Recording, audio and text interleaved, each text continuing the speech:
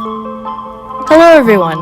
In our video, we would like to walk you through the history of Taiwan, especially Tainan. But this time, we will do it through the photos and videos we took with a bit of added cultural context.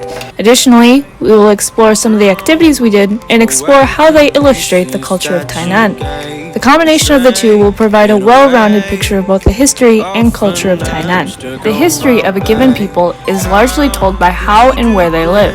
Architecture and the way buildings were initially constructed, repurposed, and are currently being used tell us a lot about the history of a given place. To better understand the history and culture of Tainan, we can look at the architecture from three main periods. The first is the Qing dynasty, the second is the Japanese colonial period, and the third is from 1945 up until today. First, we have older buildings such as Lu'ermen and Sangu Mazu temples, in addition to Jingbo Gate in Guangfu campus, which were built between 1600 and 1800 during the Qing dynasty. The gate was one of the oldest in Tainan City and was constructed during the reign of Qianlong.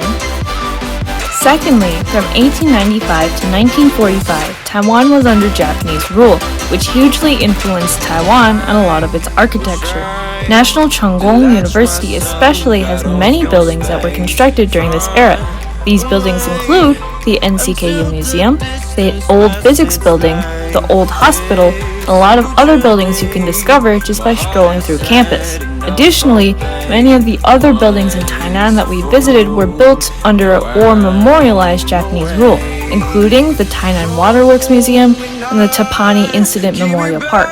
Lastly, there are the more modern buildings built after 1945. On campus, the most prominent example is the American-funded library, but there are also many other more recent buildings at NCKU.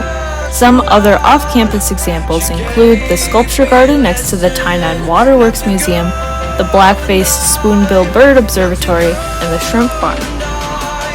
So, why walk you through all these different locations? Well, because each of them can tell us a little bit more about the people who built them and the history behind it. Each of these locations were built or repurposed for different reasons. The fact that the Japanese built a university and water systems tell us something about how they viewed the island and its people. They wanted to spread their culture and connect more with local inhabitants. Furthermore, the fact that these buildings have largely been repurposed into memorials or museums tell us what the people living here today think of that history. They believe that these buildings are worth preserving and that their history is worth telling. The fact that the temples that are hundreds of years old are still being used as temples tell us that spirituality and religion are still prominent and these practices haven't changed too much in the last couple centuries. The fact that the sculpture garden and conservation areas are being built and established today tells something about the values and priorities of the people in Tainan today. Together, the buildings from these three periods create their own unique history, which is worth both exploring and celebrating. Generally, when visiting or living in a new place, we should seek to learn more about it. The activities that we did on the various trips we went on did just that, and one of the more important activities was sampling local cuisine. In particular, we were able to sample mango and shrimp from places for which they are specialties. Outside of class even, we have taken full advantage of and have eaten as much good food as we possibly can.